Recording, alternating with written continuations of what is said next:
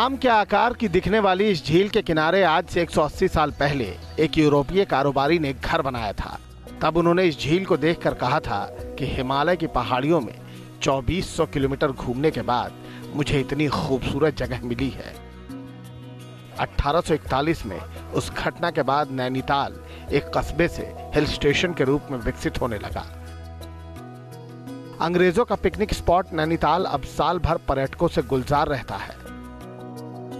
Hill station के साथ अब नैनीताल की पहचान एक लोकसभा सीट की भी है। नैनीताल और उधम सिंह नगर को मिलाकर एक लोकसभा सीट है, तो नैनीताल समेत उत्तराखंड के पूरे कुमाऊं रीजन में किसको मिलेगा समर्थन? क्या लोगों के मन में पीएम मोदी की वैसी ही छवि है जैसी 2014 के चुनाव से पहले थी? क्या राहुल गांधी के साथ अब प्रियंका के आने से मतदाताओं पर कोई फर्क पड़ेगा? लोकसभा चुनाव से पहले जनता का मूड समझने के लिए न्यूज नेशन ने जम्मू कश्मीर से यात्रा शुरू की थी, जो हिमाचल प्रदेश, पंजाब, हरियाणा, दिल्ली और राजस्थान होते हुए अब उत्तराखंड के कुमाऊं इलाके में है। तो अब की बार किसकी सरकार में हम आ चुके हैं नैनीताल। जी हां, नैनीताल का पहाड़ी इलाका जहां पर तमाम लोगों के अपने अलग अलग इश्यूज हैं। यहां पर ज्यादा से ज्यादा लोगों के बीच में पहुंचने की कोशिश करेंगे, जानने की कोशिश करेंगे कि 2019 में मोदी सरकार में उनकी दिलचस्पी है या फिर वो दूसरा पहलू देख रहे हैं।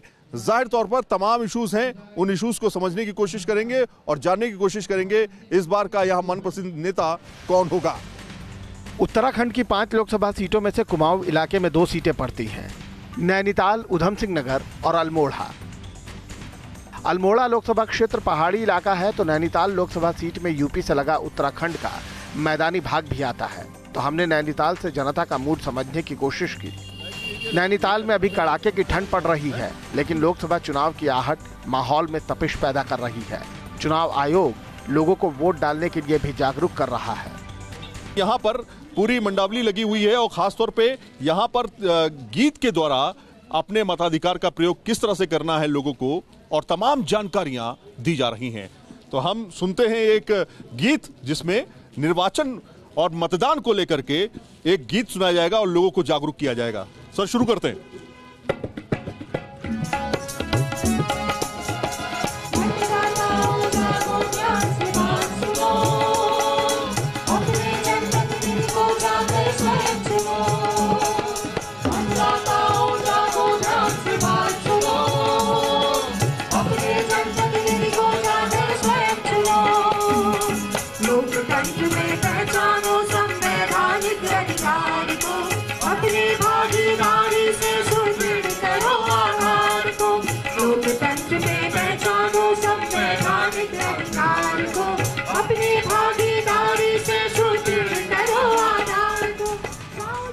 तो नैनीताल के जागरूक वोटर 2019 के लोकसभा चुनाव में किसे चुनेंगे? क्या 2014 का इतिहास यहां दोहराया जाएगा?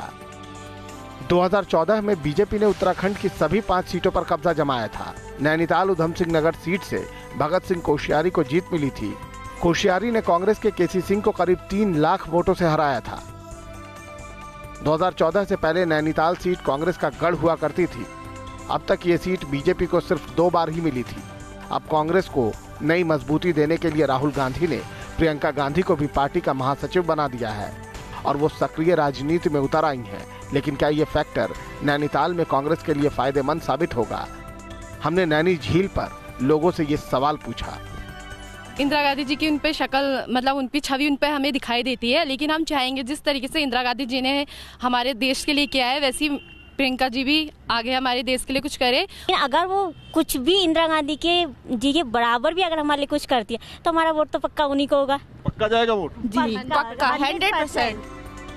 तो नैनीताल इस बार किसको चुनेगा? हमने अपने प्ले कार्ड के जरिए लोगों की पसंद समझने की कोशिश की। 2019 का चुनाव जो है बेरोजगारी का मुद्दा भी रहेगा और जो हमारे इसमें जो मुद्दा जुलन चल रहा है राम जन्मभूमि वाला, वो भी मुद्दा रहेगा।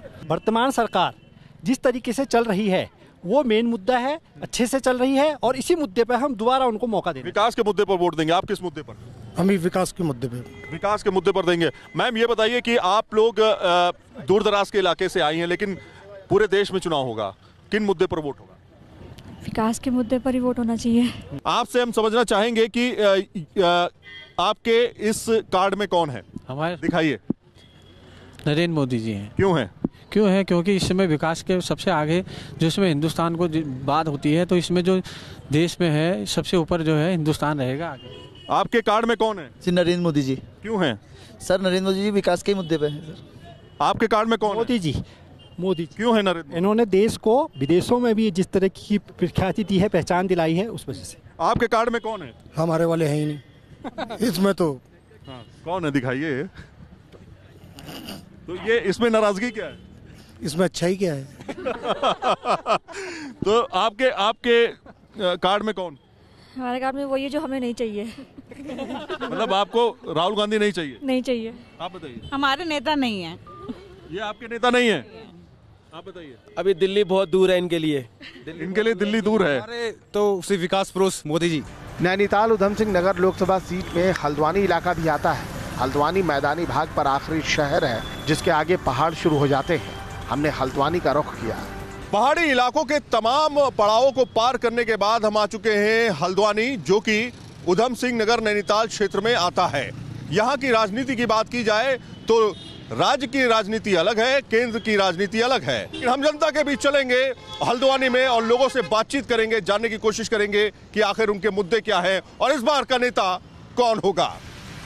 हल्द्वानी समेत मैदानी भाग में भी बड़ी तादाद में वोटर हैं, जिनका नैनीताल सीट पर किसी भी पार्टी की जीत में बड़ी भूमिका होती है। अब की बार हल्द्वानी से कौन? हल्द्वानी का जो ये बाजार है, दरअसल ये मंगल बाजार के नाम से जाना जाता है। मंगल पड़ाव इसलिए क्योंकि किसी जमाने में लोग यहाँ पर रुकते थे, ये एक तरह से हॉल्ट होता था। यहाँ पे लोग के सामान खरीदते थे और चले जाते थे, और बाजार धीरे धीरे बढ़ता चला गया और हल्द्वानी अब बड़े जिलों में एक तरह से यहाँ पर आता है। और इस जिले में खासतौर पर अगर नैनीताल उधम सिंह नगर की बात करें तो उसका ये काफी मुख्य केंद्र माना जाता है। कोई भी जीत होती है उसमें हल्द्वानी का एक बड़ा मुद्दा होता है और हल्द्वानी के लोग भी ज्यादा से ज्यादा इसमें शिरकत करते हैं। अब की बार किसकी सरकार, मोदी या राहुल? सर इस बार टक्कर है। इस बार का मुद्दा क्या है भैया? और दूसरा ये कि बताओ कि इस बार मोदी या राहुल? राहुल। राहुल क्यों? जब से इन 5 सालों के अंदर मोदी की सरकार आई है, पूरे देश की आर्थिक व्यवस्था खराब हो गई है। आपकी आर्थिक व्यवस्था कैसी है? बिल्कुल खराब चल रही है सर। बिजनेस कैसा चल रहा है? खराब है बिल्कुल सर। खराब है। हाँ। तो इस बार राहुल। आप ये बताइए, मोदी या राहुल? मोदी। मोदी। आप बताइए, मोदी या राहुल? मोदी सरकार आनी चाहिए। क्यों आनी चाहिए? सब गरीबों का हित हो रहा है इससे।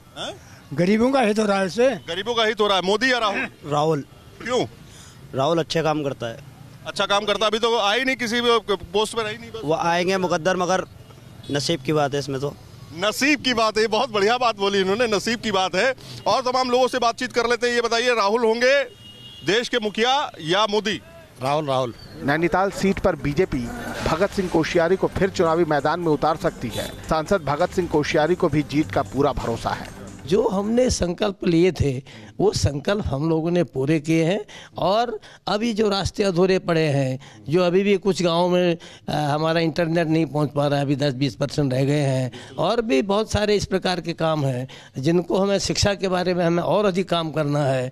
ये जो थोड़े बच्चे काम हैं, अगर ये अगले 5 साल में ये सरकार नहीं आई तो जैसे अटल जी के सारे का काम धरे के धरे रह गए थे, वो सपने मोदी पूरा कर रहे हैं। तो भारत की जनता से हमारा ये कहना है कि अब की बार फिर से मोदी की सरकार, फिर से भाजपा की सरकार। और मैं आपको विश्वास दिलाता हूँ, अपने जीवन के थोड़े अनुभव से, अतिशयोक्ति नहीं कर रहा हूँ, सीट कम ज़्यादा जो भी आती हूँ उसके बारे में नहीं बोल रहा हूँ, लेकिन मैं फिर कहता हूँ कि भारतीय जनता पार्टी पर, नरेंद्र मोदी पर जनता विश्वास करेगी और अब की बार फिर से मोदी सरकार। कोश्यारी साहब दोबारा लड़ेंगे चुनाव अभी जो 2019 में? आप लड़ने वालों को ज़्यादा पसंद करते हैं या जो सबको लड़ा करके जिताता है उसको पसंद करते हैं? जो आप बताइए, जैसा आप पसंद करते हैं वैसी बात करूंगा। माना जा रहा है कि उत्तराखंड में कांग्रेस अपनी कद्दावर नेता इंदिरा हृदयेश को नैनीताल सीट से टिकट दे सकती है। हल्द्वानी के बाद हमने कुमाऊं के दूसरे लोकसभा क्षेत्र अल्मोड़ा का रुख किया। कुमाऊं के ज्यादातर पहाड़ी इलाके अल्मोड़ा लोकसभा क्षेत्र में ही आते हैं। न्यूज नेशन की टीम रानीखेत विधानसभा पहुंची। 2019 में इस पूरे भारत पर कौन राज करेगा, कौन होगा चेहरा, इसको समझने के लिए अब हम आ चुके हैं रानीखेत। जी हां, अल्मोड़ा जिला में लगता है रानीखेत, लेकिन रानीखेत की बात करें तो यहां पर कांग्रेस का दबदबा है। साथ में समझना यह भी चाहेंगे कि आखिर यहां के जनता क्या मुद्दे लेकर के बैठी हुई है, किस तरह के चेहरे को वो देखना चाहती है, तो चलिए हमारे साथ। अल्मोड़ा उत्तराखंड की एकमात्र आरक्षित सीट है। बीजेपी के अजय टम्टा अभी यहाँ से सांसद हैं। प्रदीप टम्टा जो हैं 2009 में यहाँ से सांसद रहे अल्मोड़ा क्षेत्र से, वहीं अजय टम्टा जो हैं अभी के यहाँ के सांसद हैं। लेकिन लोगों के मुद्दे क्या हैं ये समझने के लिए हम एक फल की दुकान पे आ गए हैं, क्योंकि अगर आप रानीखेत आए हैं और सेब की बात ना हो तो ऐसा कैसे हो सकता है। सेब के बड़े बागान यहाँ पर माने जाते हैं और काफ़ी ज़्यादा एक तरह से व्यापार जो है सेब का यहाँ से होता है, लेकिन उसमें भी कहीं ना कहीं कमी देखी जा रही है। कैसे वो कमी दूर होगी, यहाँ के लोगों के इश्यूज क्या हैं। सबसे पहले एक फलों की दुकान में हम आए हैं, ये बताइए कि सर किस तरह का व्यापार आप लोगों का चल रहा है। सेब सर यहाँ पर हमारा सर सारा ही बाहर से आता है, यहाँ में बारिश तो टाइम से होती नहीं है। हाँ, और सेब से बाहर से आता है। और अक्सर यहाँ पर सेब होता ही नहीं है, बहुत कम होता है। वही मैंने बोला कि यहाँ पर सेब के बागान है लेकिन कम हो रहा है। क्या दिक्कत क्या है? दिक्कत सर ये है यहाँ पर कोई देखभाल नहीं है। और पेड़ लगते हैं तो और कोई दिखता नहीं उन्हें। और काश्तकार लोग वैसे ही परेशान रहते हैं और उनको समय से कुछ सामान भी नहीं मिलता। नेताओं का रुझान क्या है व्यापार को लेकर के? सर बहुत कम, सर यहाँ से कोई दिखता ही नहीं है इधर। अच्छा, कोई देखता ही नहीं है। फलों के लिए यहाँ पर बड़ा एक तरह से बागान बन सकते हैं, उनकी देखभाल हो सकती है, लेकिन सरकारी महकमा जो है वो बिल्कुल सुन्न है। जाहिर तौर पर ये सब चीज़ें सोचनी पड़ेंगी, क्योंकि ये हमारे देश की धरोहर है। रानीखेत को सेब के बागान के लिए जाना जाता है, लेकिन कुछ हो नहीं रहा। कुमाऊं इलाके के दिग्गज कांग्रेस नेता हरीश रावत इस सीट से 3 बार सांसद रहे हैं, लेकिन उसके बाद अल्मोड़ा बीजेपी का मजबूत किला बन गया। सिर्फ 2009 में ही कांग्रेस की तरफ से प्रदीप टम्टा ने बीजेपी के किले में सेंध लगाकर इस सीट को जीता था। हरीश रावत को उम्मीद है कि एक बार फिर ये सीट उनकी झोली में आएगा। डिक्लाइन है, भाजपा नीचे की तरफ को आ रही है, तो यकीनन कांग्रेस जो है ऊपर की तरफ जाएगी और हम 5 सीटों में उत्तराखंड में जीतेंगे। नेताओं के दावे अपनी जगह हैं, जीत और हार तय करने वाली जनता है। तो रानीखेत की जनता किन मुद्दों पर वोट देगी, किन मुद्दों पर अपना प्रतिनिधि चुनेगी, ये जानने के लिए हमने लोगों की राय दी। रानीखेत जहां पर हम खड़े हैं ये है गांधी चौक, जो कि काफी फेमस माना जाता है। रानीखेत दरअसल अपनी एजुकेशन के लिए आर्मी और यहाँ पर टूरिस्ट जो आते हैं उनसे सबसे ज्यादा बिजनेस होता है और व्यापारी वही हैं। लेकिन किस तरह के मुद्दे हैं यहाँ के, इनसे बातचीत करते हैं यहाँ के लोगों से। ये बताइए, इस बार प्रधानमंत्री के तौर पे आप किसको देखना चाहते हैं? प्रधानमंत्री के तौर पे नरेंद्र मोदी या राहुल गांधी? नरेंद्र मोदी। क्यों? Development, honesty and nationalism. हमको एक सिक्योर्ड माहौल चाहिए। आने वाले बच्चों के लिए हम क्या दे के जाएंगे और ये पॉलिटिकल रिजीम हमको क्या हेल्प करेगी, इसके ऊपर this guy is working in a very fabulous manner. इस बार नरेंद्र मोदी आ रहे हैं या राहुल गांधी आ रहे हैं? मैं तो दोनों में से एक को भी नहीं चाहूंगा। मैं तो कहूँ केजरीवाल को बना देना चाहिए हमारे देश का प्रधानमंत्री। केजरीवाल को तो आपकी सीट पे 14,000 भी वोट नहीं मिले थे यहाँ पर।